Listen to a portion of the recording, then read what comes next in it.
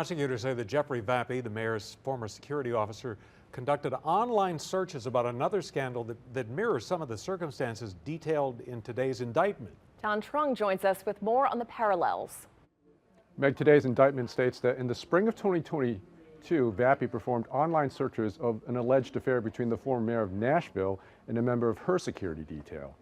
In 2017, rumors of a romantic affair between then Nashville Mayor Megan Barry and her bodyguard, Nashville Police Sergeant Robert Forrest, began to surface following his wife filing for divorce. After initial denials, both Barry and Forrest pled guilty to taking thousands of dollars in taxpayer money.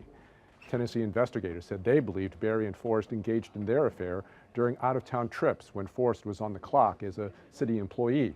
Jeremy Finley, the chief investigative reporter at our sister station in Nashville, covered that scandal extensively. He told me today the revelations in that case came very quickly after Megan Barry admitted to the affair and that her fall from grace was just as swift. The interesting part about this, beyond the fact that the mayor of our city had this affair and ultimately left and pleaded guilty to a crime, is that she was an ethics expert. She was known for this, and it was a real rising star in the Democratic Party until this happened.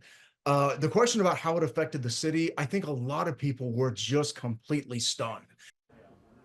Finley says it's remarkable how similar the circumstances are in both the Nashville scandal and the one here in New Orleans, especially the detail of Vappie searching for the Nashville case.